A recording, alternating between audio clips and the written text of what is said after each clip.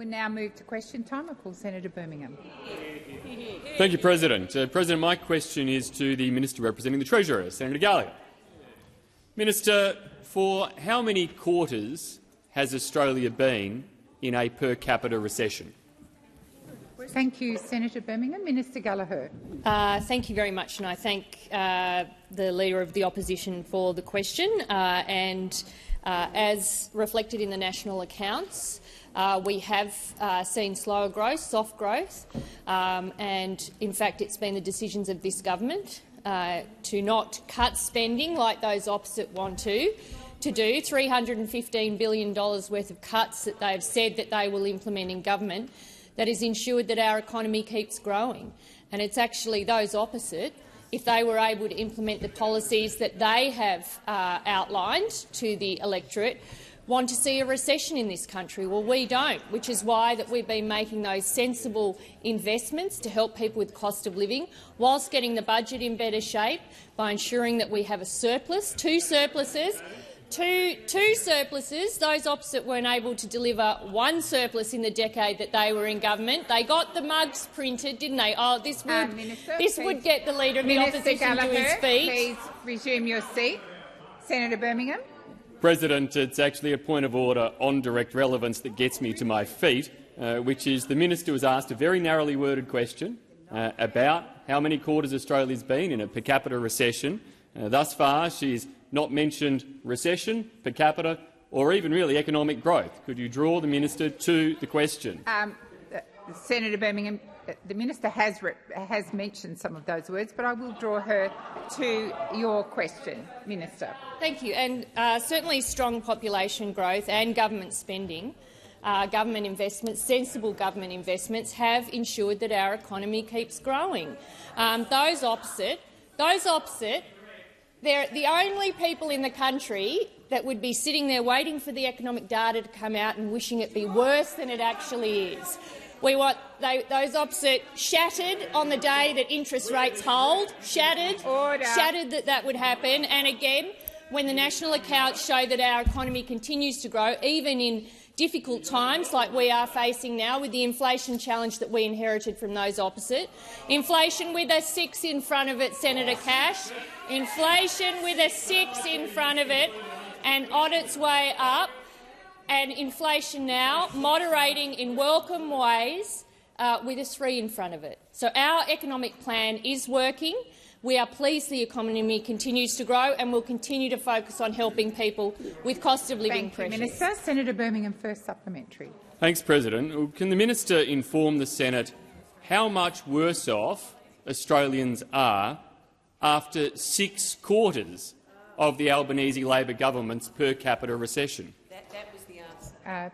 Thank you. Thank you, Senator Birmingham. Minister Gallagher. Thank you. Well, we get that the Australian people are doing it tough. We get that inflation remains a big challenge in our economy, which is why we're so pleased that it is moderated, almost halved from when we inherited an inflation challenge that was escalating in this country, not moderating. And so we are pleased about that. But we get that people are doing it tough, which is why we've put in place those sensible cost of living measures to help, like Commonwealth rent assistance, something that you would cut, according to the Shadow Finance Minister.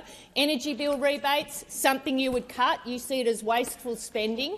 All of those investments that we've made to help people through this difficult time, and we accept it is difficult. We accept it is difficult. We would all like inflation to return to band sooner. But our plan is working and we are supporting people through this difficult time.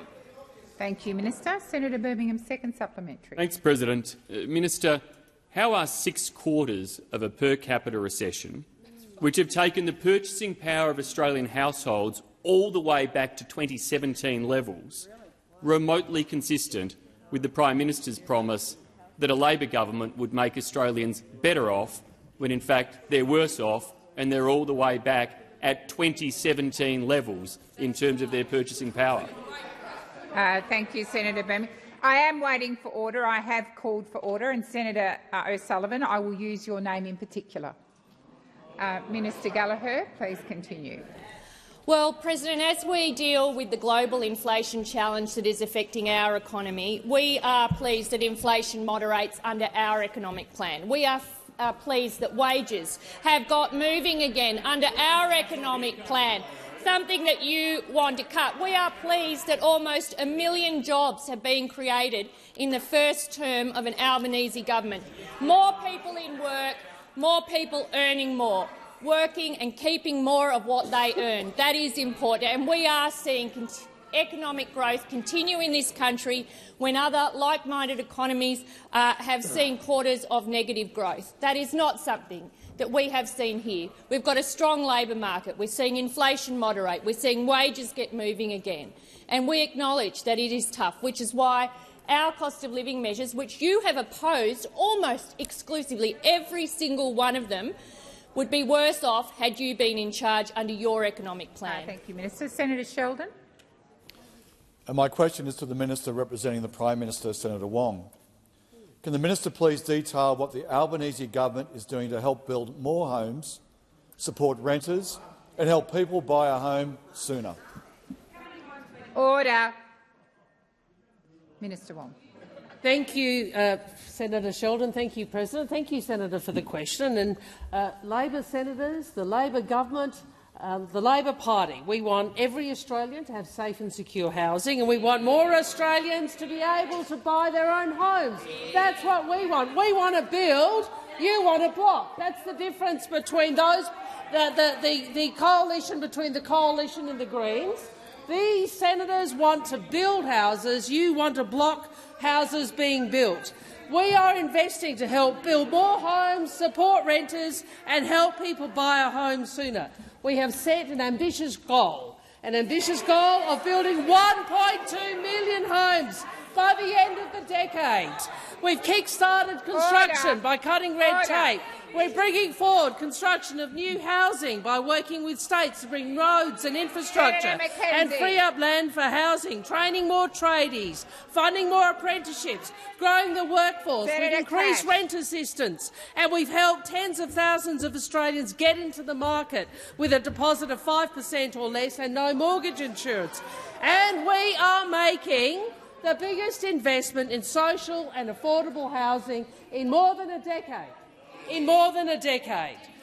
Now, we want to do more, and we want to deliver more homes for more Australians around the country. But you know what is stopping us? The Greens and the Coalition teaming up once again to block more housing. That's what they've been doing for months and months, and here we go again. We see the coalition between the Greens and the LNP blocking Labor's plan for more affordable rental housing, blocking Labor's plan to help tens of thousands of people get into the market with a smaller deposit. What we know is that those on this side of the chamber want to build. All you, Thank you, Minister. across The the time chamber for down there want to answering do has is block. expired. Senator Sheldon, first supplementary. Can the Minister please outline how the Albanese Labor government's Housing Australia Future Fund and National Housing Accord programs will address the critical shortage of social and affordable housing, particularly for women and children escaping domestic violence? Thank you, Senator Sheldon. Order. Senator Mackenzie, that's twice I've called you. Minister. Thank you. Well, as the Prime Minister announced this morning, the Albanese Labor government will deliver more than 13,700 new social and affordable homes across Australia. The first round of our Housing Australia Future Fund and the National Housing Accord programs will deliver over 4,200 social and 9,522 affordable homes, including 1,300 for women and children escaping family violence and women at risk of homelessness. This round will unlock about $9.2 billion in investment in social and affordable housing across the Commonwealth, state and territory governments and the private and community housing sectors, the biggest investment in social and affordable housing in more than a decade. In our first term, We are supporting more social and affordable housing than those opposite did in their entire decade in office. The time for answering has expired. Senator Sheldon, second supplementary. Can the minister explain how the Albanese Labor government's Help to Buy scheme will assist tens of thousands of low and middle-income Australians buy their own home? Minister Wong. Thank you, President. I thank Senator Sheldon. And the Albanese government wants to get more people into the market sooner with a smaller deposit and lower repayments. The Help to Buy scheme will support 40,000 low and middle-income Australians buy their own homes. That's what the Liberals and the Greens are working together to block. That's what they're working together to block. And by doing this, they're playing with the future of tens of thousands of Australians who are on lower middle incomes. And the question I want to ask, when did it become part of Liberal values to stand against home ownership? When did it become part of Liberal values to stand against home ownership? When did it become of Greens' values to work with Peter Dutton to prevent home ownership? When did that become part of the Greens' values? I mean, the reality is we are seeing this political convenience between the coalition and the Greens, supposedly at opposite ends of the spectrum, but working together to prevent houses being built. The time for answering has expired. Senator Hume. Thank you, Madam President. My question is for the Minister representing the Treasurer, Senator Gallagher. Minister, you consistently claimed that the economy would be in recession if it were not for Labor's spending. Given your willingness to make such forecasts, would inflation and interest rates be lower if not for Labor's spending? Thank you, Senator Hume. Minister Gallagher. I just missed the end of the question. Thank you. Sorry, I didn't hear it. Yes. Thank you, Senator Cash. I believe that I'm running the Senate and not you. Senator Hume, please just repeat the last part. Minister, you consistently claimed that the economy would be in recession if it were not for Labor's spending. Given your willingness to make such forecasts, would inflation and interest rates be lower if not for Labor's spending? Thank you, Senator Hume. Minister Gallagher. And I thank President. I thank Senator Hume for the question. And I have repeatedly and consistently said that our investments are contributing to the economy continuing to grow. And you could see that from the national accounts. Anyone who has read the national accounts will have seen that public demand is contributing a contributor to economic growth. Now, on the point that Senator Hume makes around inflation, as I said, we inherited inflation with a 6 in front of it. It was increasing when we came to government, and the decisions we have taken in every single budget to implement policies which actually put downward pressure on inflation. So our investments in early education and care, our investments in rent, our energy bill rebates have all, and this comes from the ABS, put downward pressure on inflation. So no, the answer to that is no. The answer to the first question is public spending contributing to growth? Yes, it is. And I will continue to say that because your economic plan is nuts. It's nuts. Your policy, nuts. I mean, it is so out there that you can't even get your head around it. Like, you argue for a contraction of investment, and you want to see the economy go into recession because it would suit your political purposes. But it would be terrible for the economy. It would be terrible for households. So we have made decisions based on what is in the interests of households around this country, of families sitting around trying to make ends meet, and that is why we've repaired the budget, delivered surpluses, invested in cost of living relief and put the future markers down for growth. And you, on those opposite, oppose every single step. Thank you, Minister. Senator Hume, first supplementary. Thank you, Madam President. Given, Minister, you attribute Labor's spending to keeping the economy out of recession, can you advise if the economy would be in recession if net overseas migration were not at record levels? Thank you, Senator Hume. Minister Gallagher. Population growth has contributed to economic growth in this country for a long time. That is not unusual. And as I said in my answer to Senator Birmingham, population growth and public demand are contributing to our economy growing.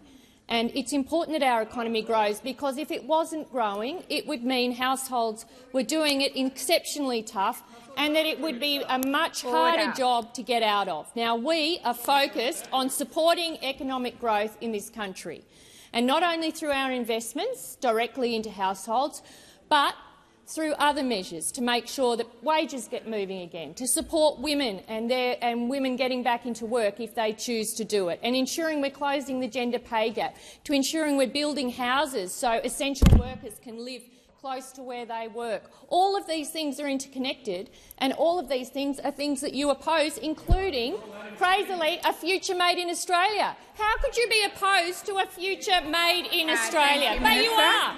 You are. Senator Hume, second supplementary. Thank you, Madam President. Minister, aside from record levels of Labor spending and along with record levels of migration, is there anything else that's keeping the Australian economy out of recession after 3 Labor budgets? Thank you, Senator Hume. Minister Gallagher. The biggest danger to the Australian economy at the moment is the federal opposition, because they're opposed to a future made in Australia. They're opposed to the net zero transition and all of the certainty that's required about the energy transition. Opposed to that. You want all this uncertainty and all this division because you actually don't want the economy to go well. And on top of that, on top of all of that, you want to cut $315 billion. You want to cut pensions. You want to cut rent assistance. You want to cut the pensions of sole parent families in this country. You want to cut all of that. Well, we've heard you, Senator Hume. We've heard you. It's $315 billion that the coalition would not have committed to and didn't commit to. That is the money that you want to cut from this budget, and that means people on pensions, people on sole parent pensions, indexation, Commonwealth rent assistance, all of that, the slash and burn that we know that you're waiting to do will happen. Thank you, Minister. Just a moment, Senator Faruqi. Senator McKenzie, Senator Hughes and Senator Hume, I do not intend to spend the whole of question timing calling you to order. You are being disrespectful. You are yelling louder than the minister who was on her feet, and I'm asking you to listen in respectful silence. Senator Faruqi. Thank you, President. My question is to Minister Wong, representing the Prime Minister.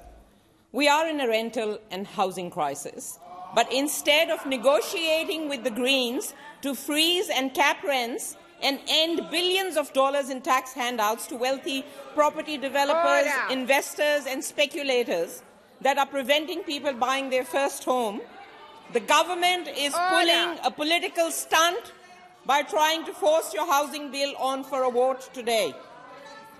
Minister, given your bill can only at best help 0.2% of renters while pushing up house prices for everyone else, why won't you join with the Greens to end negative gearing and capital gains tax discounts that are stopping renters from buying a home?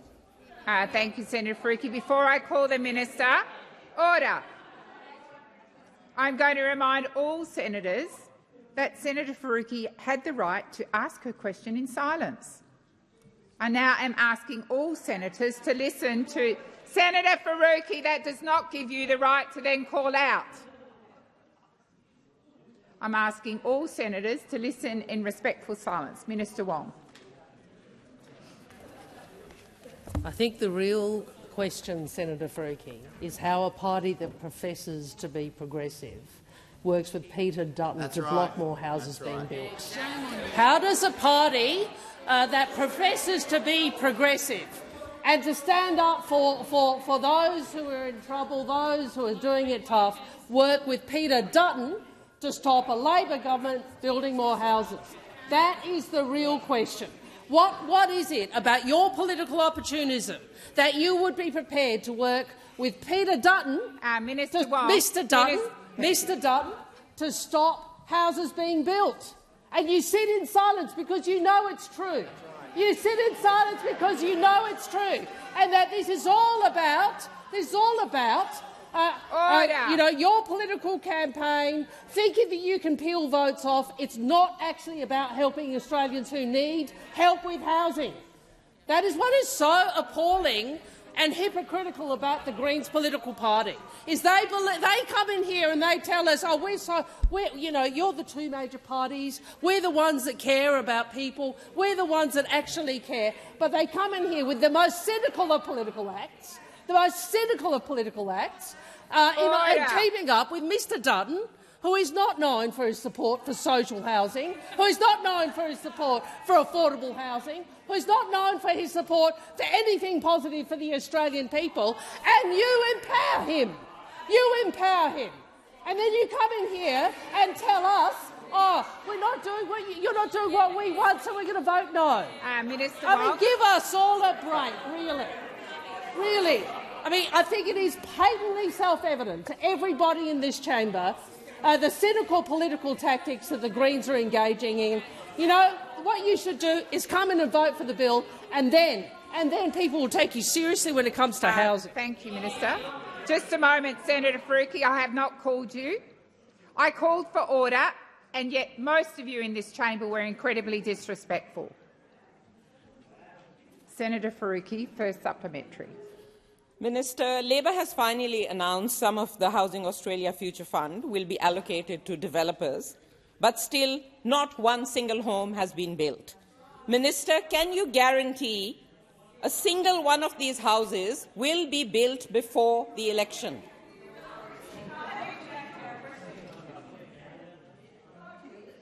Order.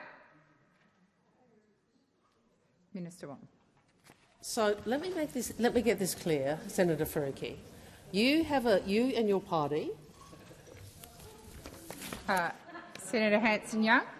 I'd just like to remind the Leader of the Government to speak through the chair. Thanks. Thank you, Senator Hanson. Minister Wong. So Senator Faruqi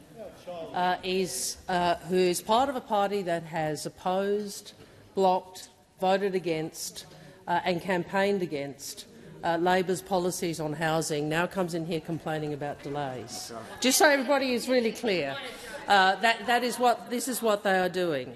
They have consistently voted against the government's policies to increase home ownership.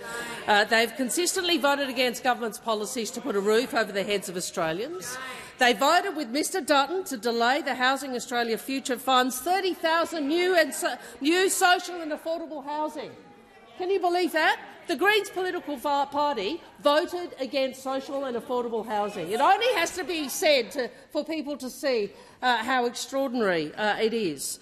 And of course we know across the country the Greens are blocking housing development. I'm very happy to talk about some of those statements. Senator Faruqi, second supplementary. Yeah. It's fine if the minister doesn't want to answer the questions. I know why, because they don't have a leg to stand on. Minister, the majority of the homes that have been allocated funding so far from the HAF are so-called affordable homes. However, given their rents are set at 75% of severely unaffordable market rents, how many of these homes will be genuinely affordable to low-income renters? Thank you, Senator Faruqi. Minister Wong.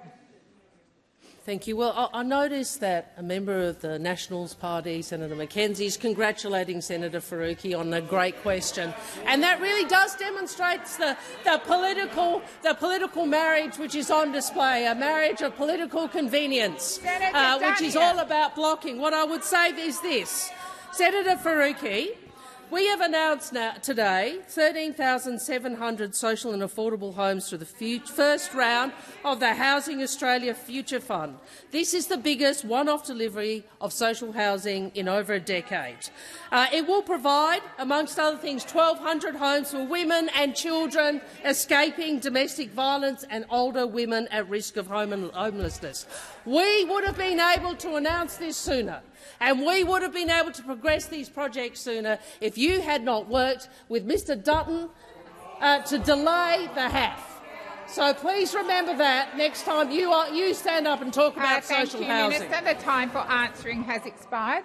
Senator Marielle Smith. Thank you, President. My question is to the Minister representing the Treasurer, Senator Gallagher.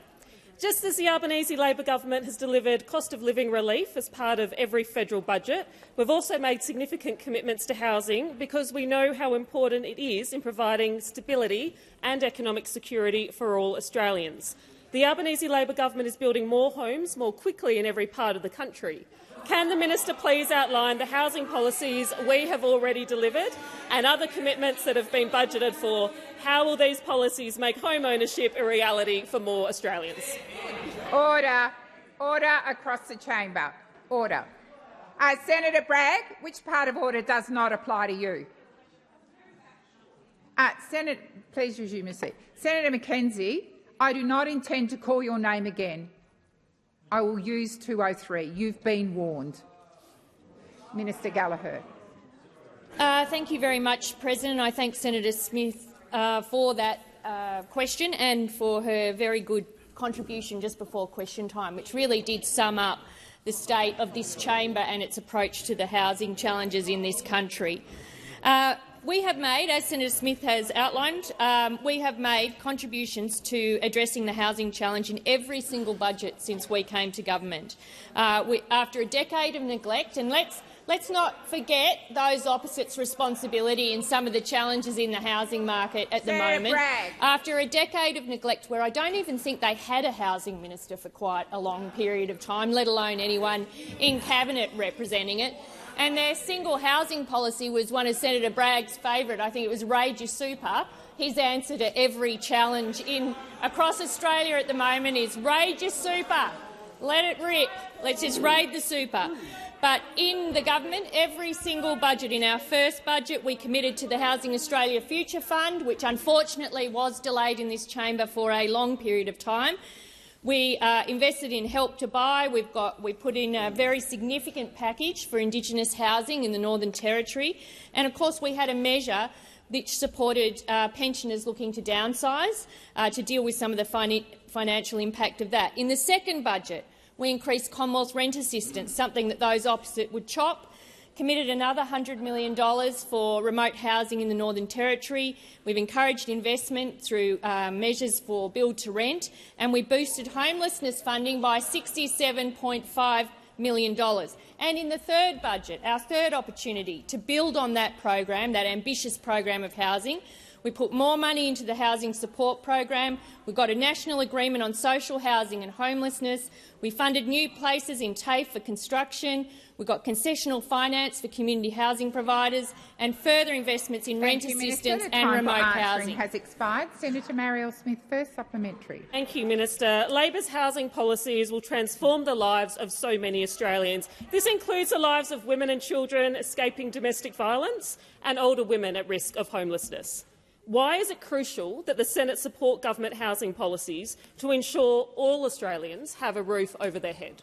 Thank you, Senator Smith. Minister Gallagher. Thank you, Senator Smith, and for the focus of your question on women and children escaping domestic violence, because this is an important part of our government's housing policies. We have been trying to make sure that we have a measure that covers a whole range of areas on the housing scale, and one of them is the pressure that women and children have, often with accompanying children have, leaving violent relationships. And so of the housing that the Prime Minister announced today, over 1,200 homes announced by the PM today will be for women and children escaping domestic violence and older women at risk of homelessness. And we know that's another area where women, often when marriages broke down and children have left home and there are not a lot of financial assets, find themselves in that precarious position.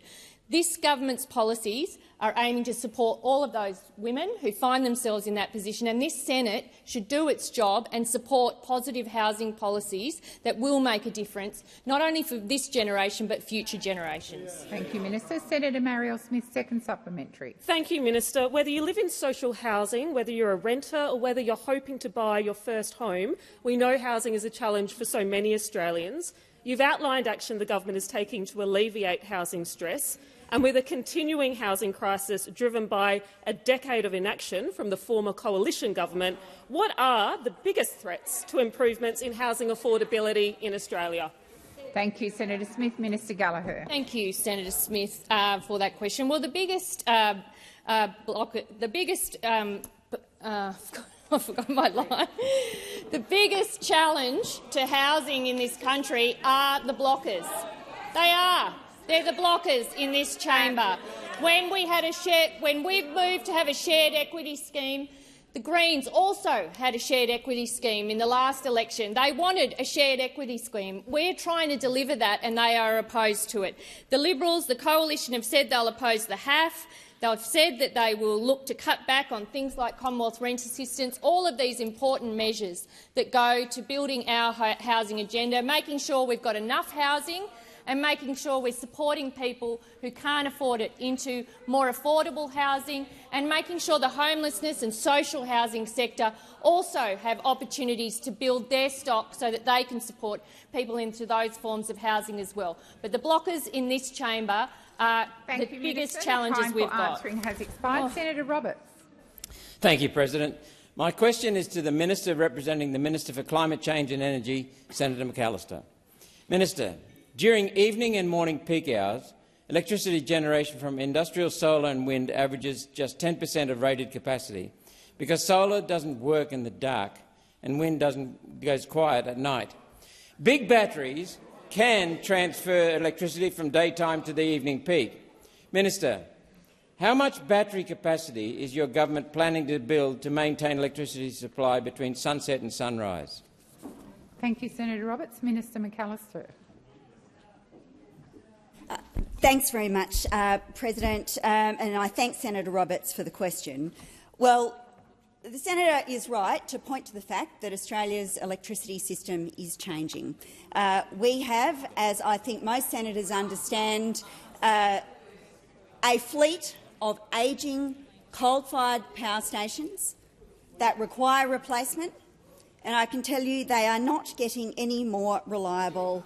They are not getting any more reliable. And in fact, over the last year, I don't think there's been a day when we haven't had a circumstance where at least one of the coal-fired power generators in the national electricity market has been offline for one kind of maintenance or another.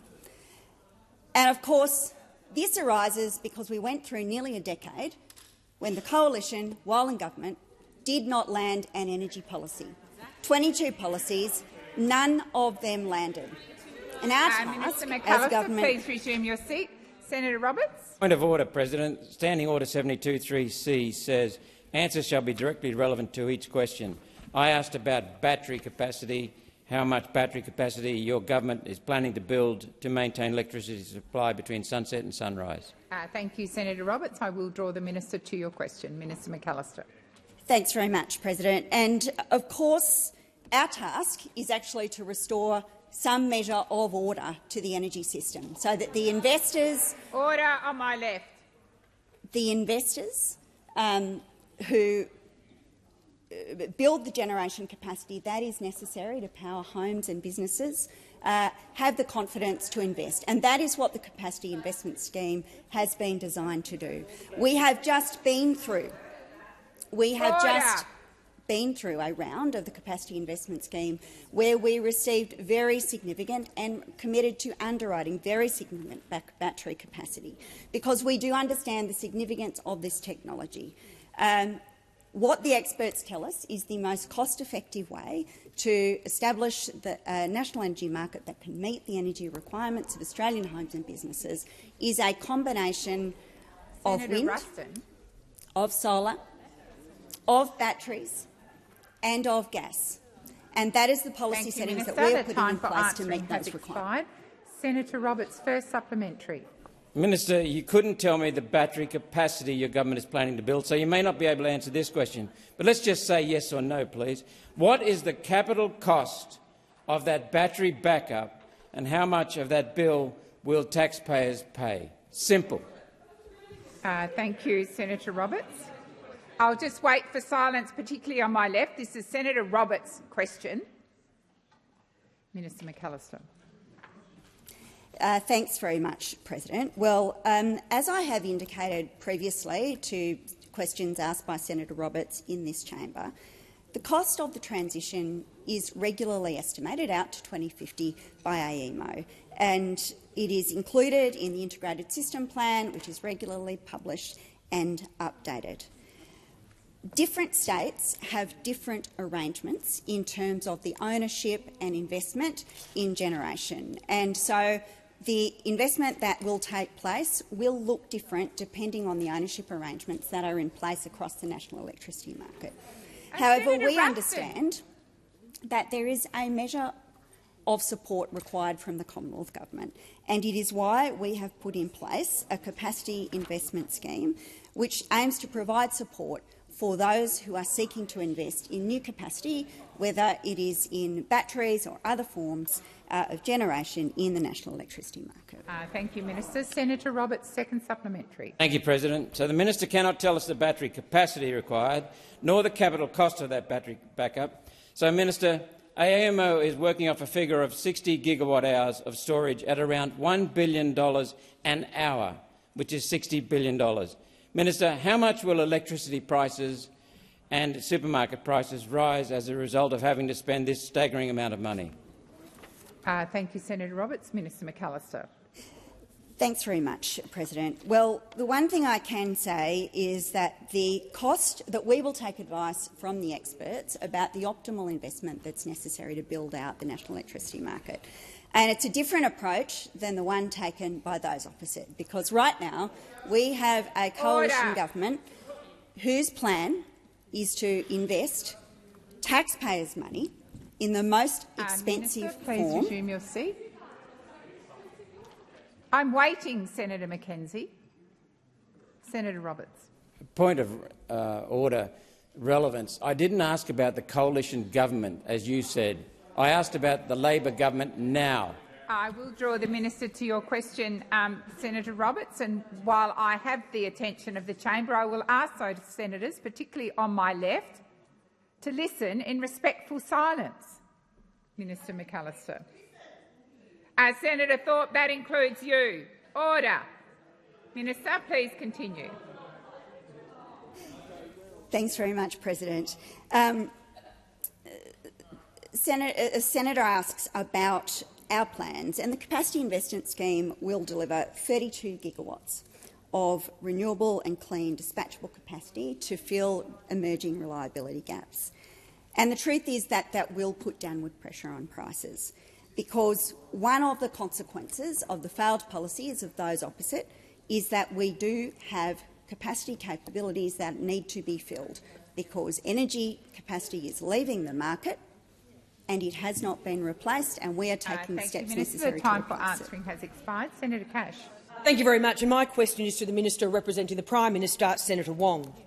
In July of this year, Prime Minister Albanese pretended to act surprised when revelations about the CFMEU's links with criminal activity were unearthed. Senator Watt. Today we saw a whistleblower, Andrew Quirk, confirm that the Prime Minister knew about the links between your donors in the CFMEU and bikie gangs and criminal syndicates more than 10 years ago.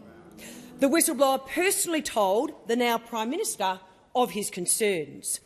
Can the minister please confirm that Mr Albanese has been well aware of the CFMEU's link with criminal activity, corruption, bullying and harassment and standover tactics for at least 10 years?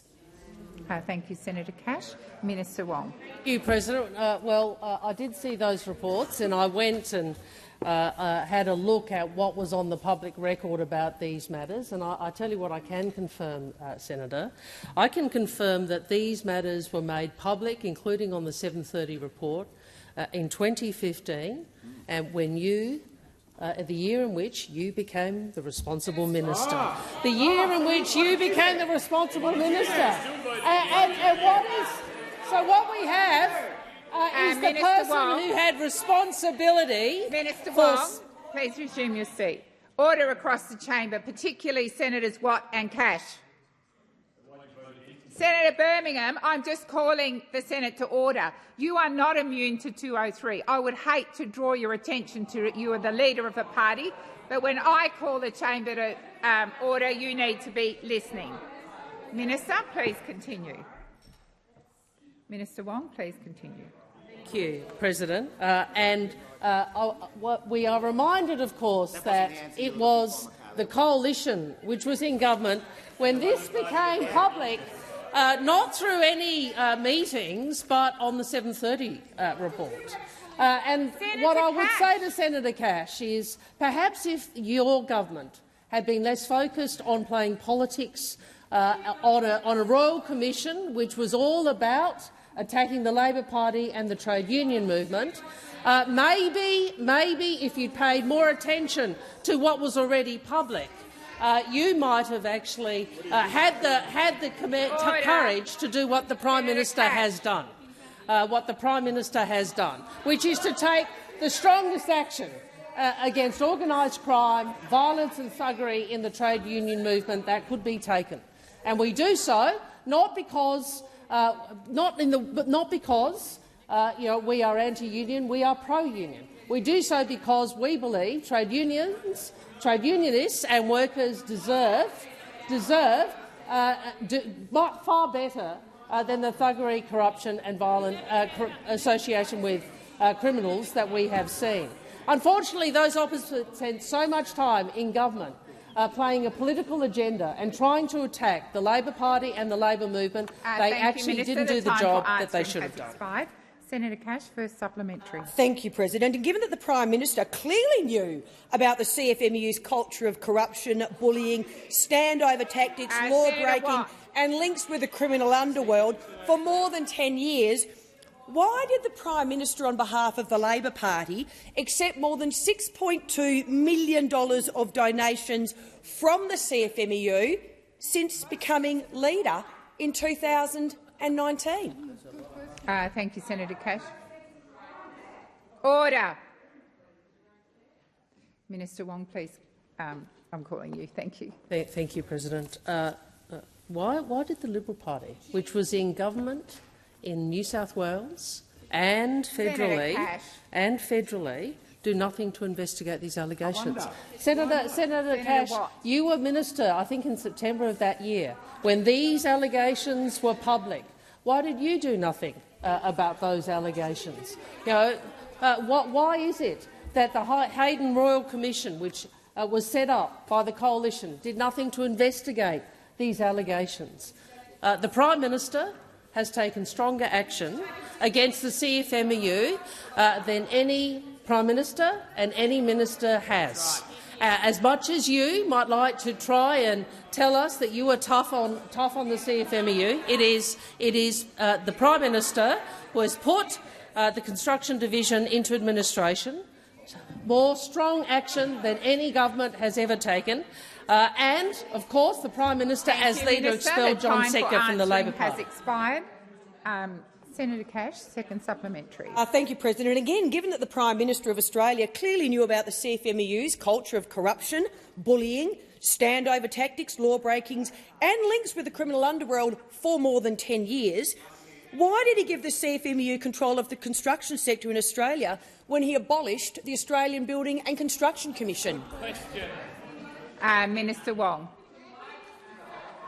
So this is the ABCC, which, by your own admission, did nothing in relation to these allegations. So just so we're clear, this is the ABCC, which you tout as the great cop on the beat, which did nothing in relation to the allegations which were public in 2015. I mean, the reality is, Senator Cash, this government and this Prime Minister have taken stronger action to stamp out criminal conduct in the CFMEU than any government ever has.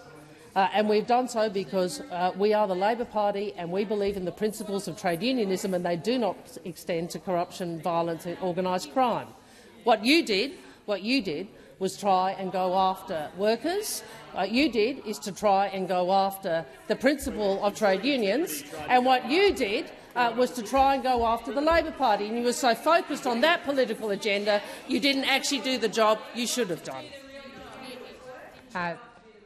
Just a moment, Senator Waters.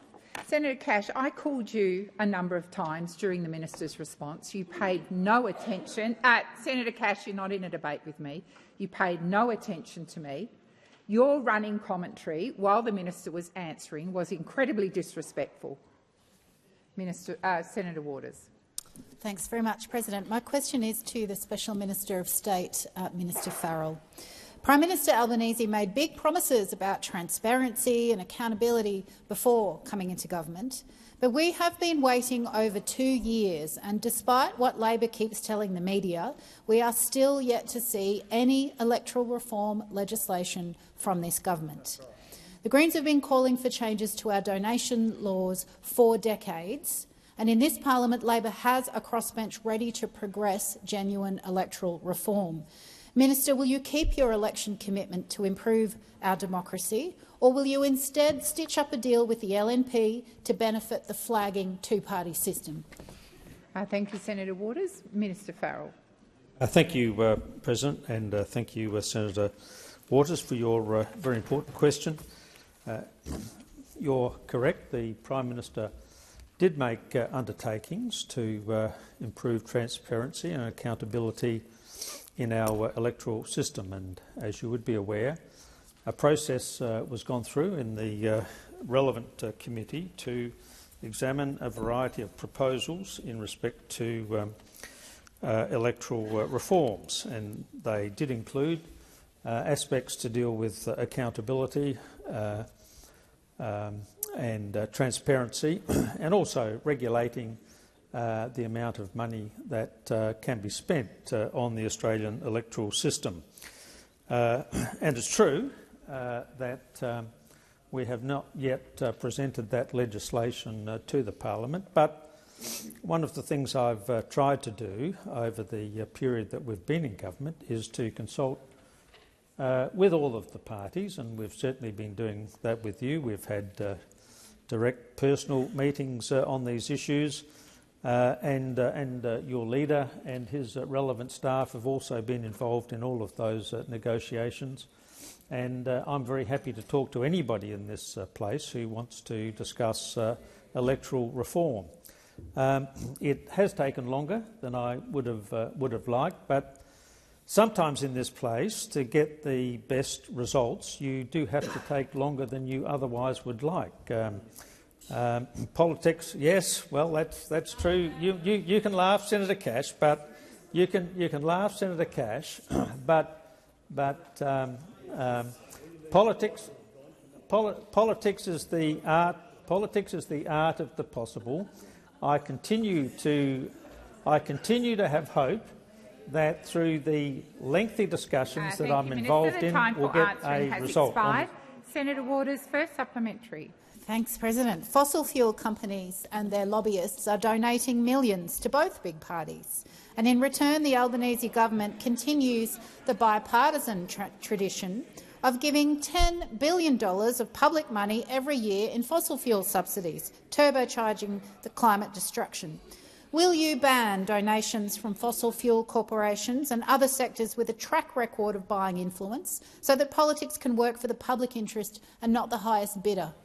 Thank you, Senator Waters. Minister Farrell. Thank you, President, and thank Senator Waters for her first supplementary question. Look, Senator, I reject the premise of your question.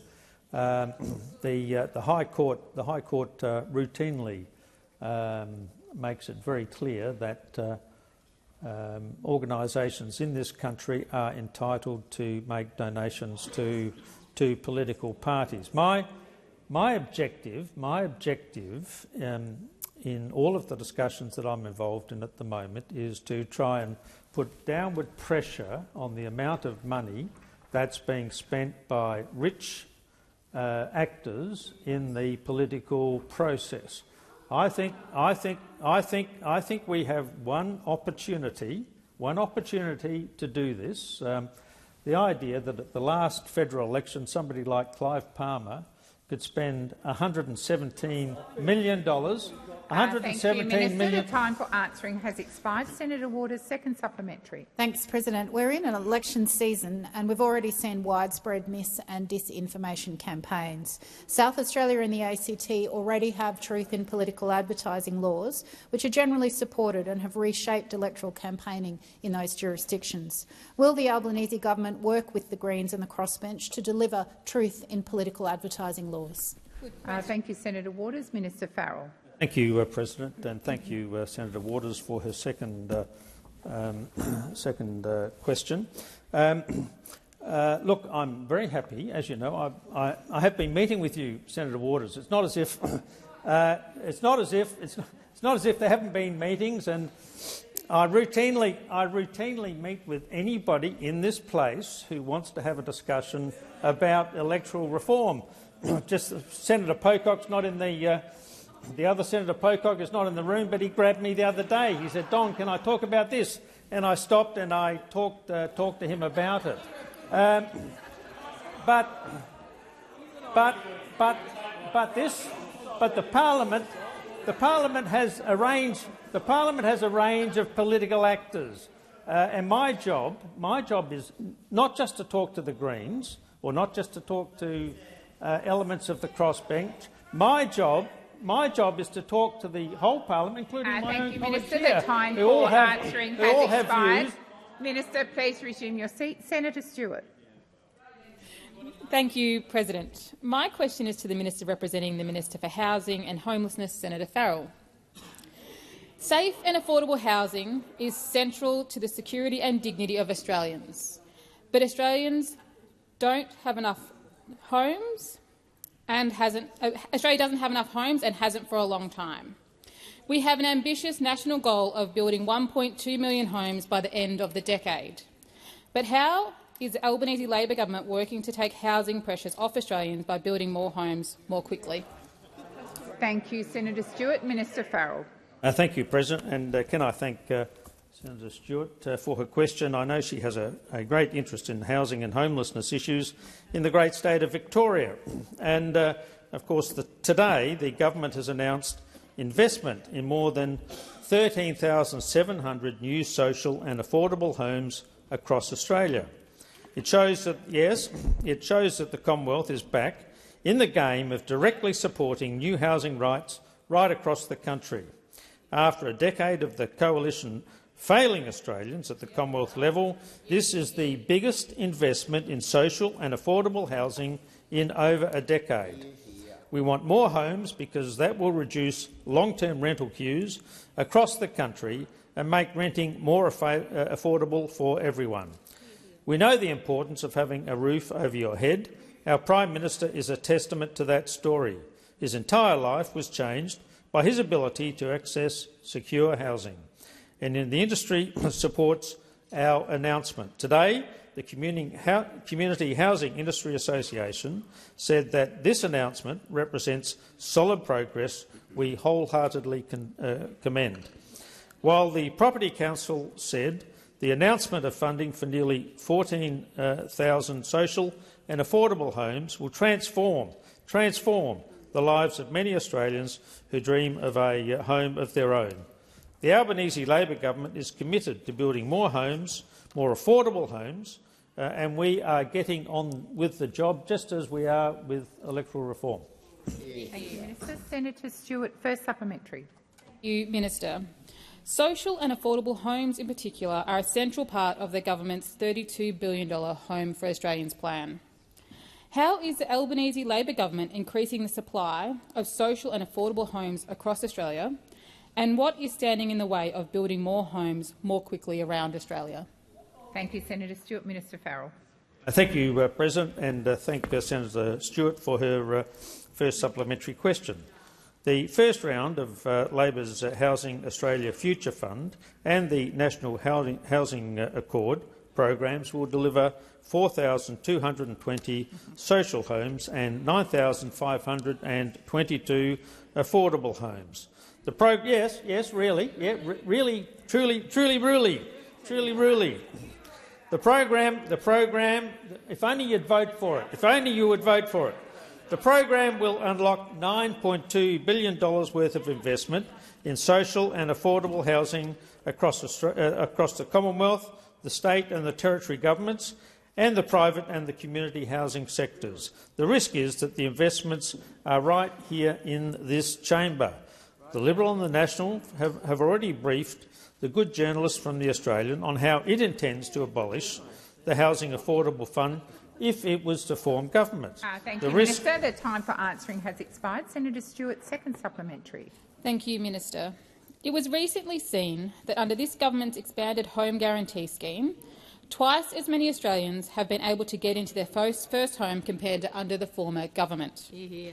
How is the Albanese Labor government working to make it easier for first home buyers to buy a house? And I'm curious as to what's standing in the way. Thank you, Senator Stewart. Minister Farrell. Thank you, President. And can I thank Senator Stewart for her second supplementary question. Unfortunately, Senator Stewart, I have to tell you that the reality is for most first home buyers do struggle to enter the housing market. The federal government, through the Help to Buy scheme, is ensuring that people on lower and middle incomes can come up with that deposit sooner and get their foot in the door of their own place sooner. These are the early childhood educators, the cleaners, the paramedics, the carers, everyone who we rely on a daily basis. This is about getting them into their own home. So I say to the Coalition and the Greens, let's get this done. Let's help 40,000 lower and middle-income Australians to get into the ladder, and let's do it right now. Thank you, Minister. Senator Mackenzie. Thank you, Madam President. My question is to the Minister representing the Prime Minister, Minister Wong.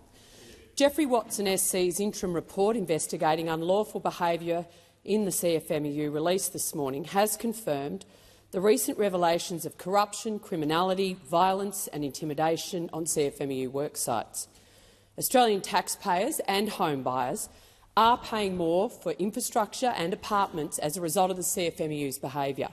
The investigation found CFMEU officials had switched employment from the union to paid employment with employers and I quote, remained on the same sites with more or less the same authority.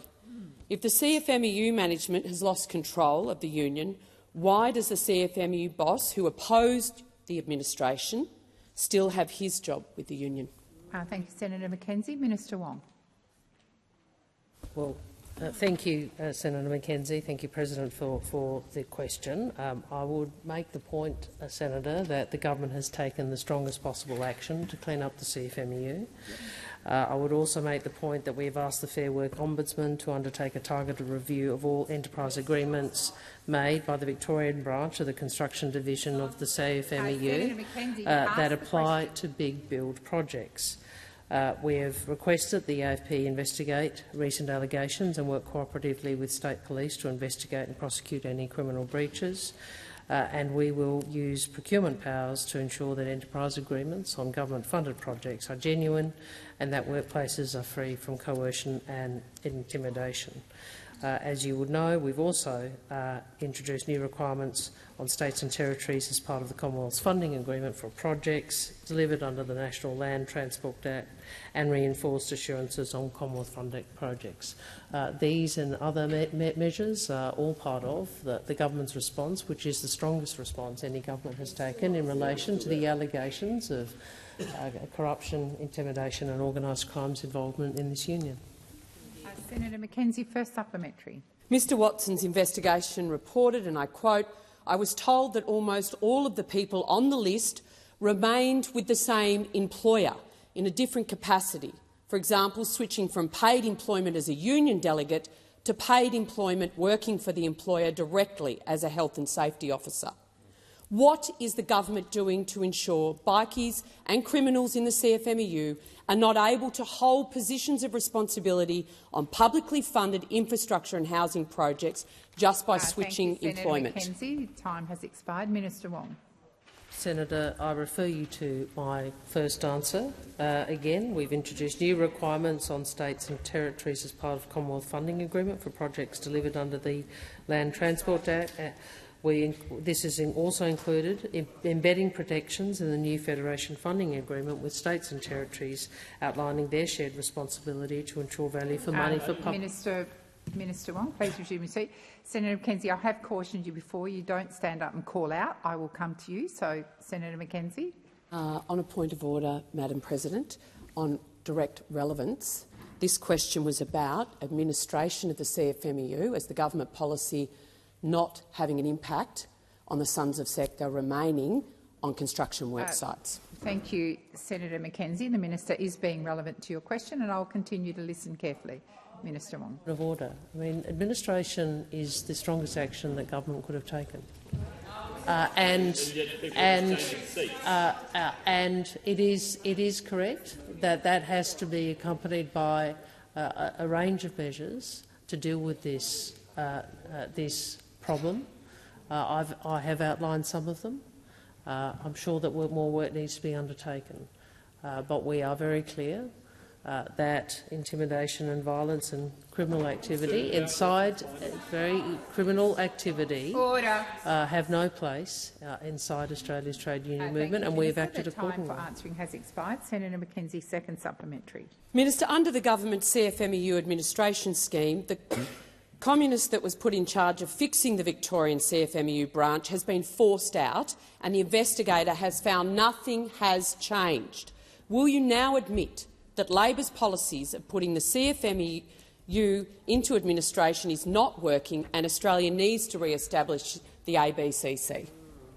Thank you, Senator Mackenzie. Minister Wong.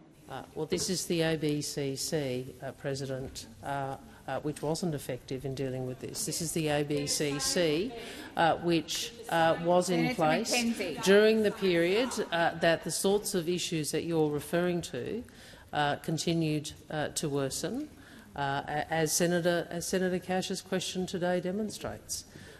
So what I would say is the administrator has sacked, I think, a dozen people. We've seen others where action is being taken. I've outlined certain funding arrangements which we are putting in place, and we will continue to do what this Prime Minister has been very clear about, which is we will stand up against corruption, intimidation and organised crime inside the Labor movement. Senator Green. President, my question is to the Minister representing the Minister for Infrastructure, Transport, Regional Development and Local Government, Senator Watt. At the last election, the Albanese Labor government promised to help more Australians access more social and affordable housing. I regularly hear from constituents in regional areas of our home state of Queensland who want to own their own home but are struggling to save the deposit. How is the Albanese Labor government's ambitious housing agenda helping regional Australians buy their first home? Thank you, Senator Green. Minister Watt.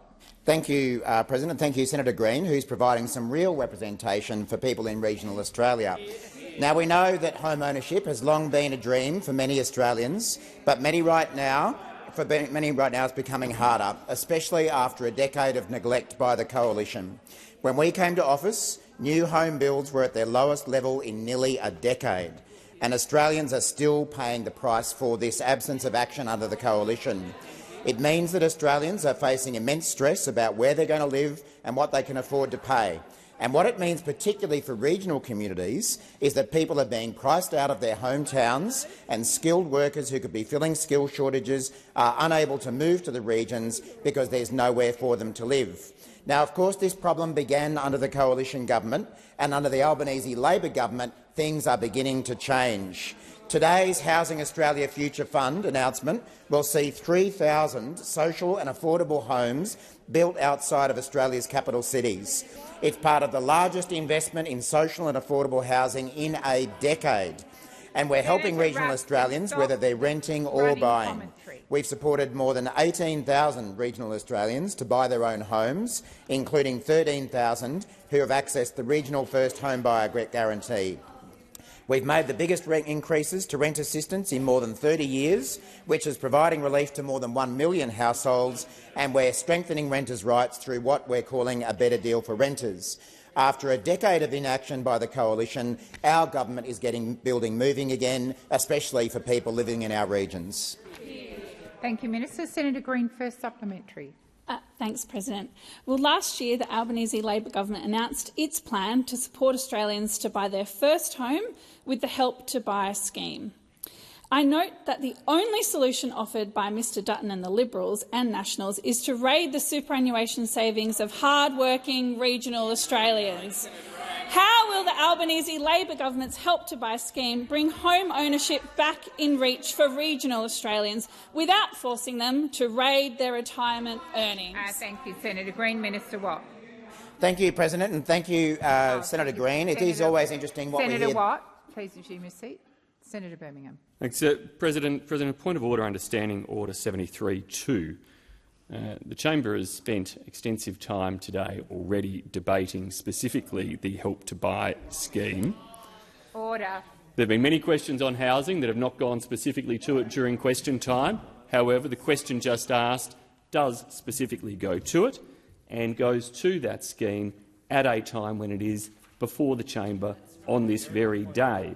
So whilst this standing order may be quite narrowly interpreted, I believe it is definitely within the grounds for you to interpret this question as being out of order. Thank you, Senator Birmingham. I'll just go to Minister Wong.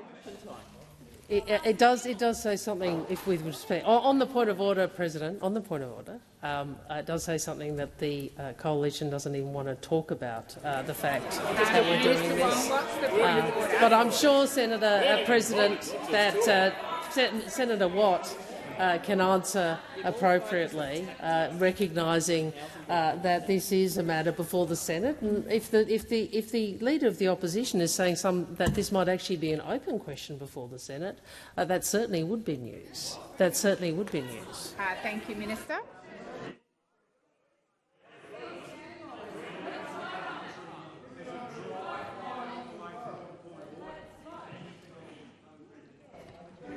Order.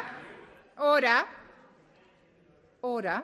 I am advised that the answer to that question should not go to the general provisions of the bill, but can certainly explore the policy parameters. So I will continue to listen closely to the minister's answer, and I would invite him to continue his answer. President, I know the coalition doesn't like to ask me questions, but I'm pretty offended that you won't let me take questions from the government about topics as well, especially when they're about matters as important as housing in Australia. Now, we understand, the Albanese government understands, that working and middle-class families in the suburbs and the regions are doing it tough right now. Order. Minister Watt, please continue. Thank you, President. We understand that working and middle-class families in Australia's suburbs and regions are doing it tough right now. Take, for example, a young family living on the outskirts of Cairns or Nowra, earning $100,000 a year, unable to buy their own home, stuck in the rental market, and they're seeing home ownership fall further out of reach. But in the meantime, they look at the people who they think of as their so-called friends, the friends of the regions being the members of the coalition. Now, what have they done to help families in places like Cairns and Nowra and the Hunter and all those other regional Australia parts of the regions? They've done absolutely nothing. They have voted against our Housing Australia Future Fund. They voted against rent assistance, and now they're trying to prevent people buying. Senator Green, second supplementary. Thanks, President. Many young people, Minister, in regional Australia are struggling to save for a deposit. But now we know that the Greens political party have teamed up with Mr Dutton to block meaningful housing reform. What are the key barriers preventing young regional Australians from purchasing their first home, and how will the Albanese Labor government's policies, including Help to Buy, support young people into home ownership? Thank you, Senator Green. I will call for order before I call the minister. Minister Watt. Thank you, President. Well, ironically, the group that's preventing young regional Australians from purchasing their first home are the party that say they're for young people, the Greens Party. Of course, the Greens Party, we know, are more interested in grandstanding than delivering real change, more interested in social media than social housing, more interested in clicks on social media than bricks on slabs. They've been campaigning against new housing developments in Brisbane, and now they're campaigning against housing legislation down here in Canberra. And again, we see the Greens in league with Peter Dutton and the Coalition to block young renters from buying their own home. We need to remember that every time the Greens vote against Labor's housing measures, they make it harder for young people. They make it harder for renters to be able to get their own home. And every time the Greens Party joins with the Coalition to attack and undermine Labor, they block housing and they help Peter Dutton. That is what you are about, is about blocking housing, making life harder for young people and helping the people over there. Thank you, Minister Watt. Minister Wong. Thank you, President. I ask that further questions be placed on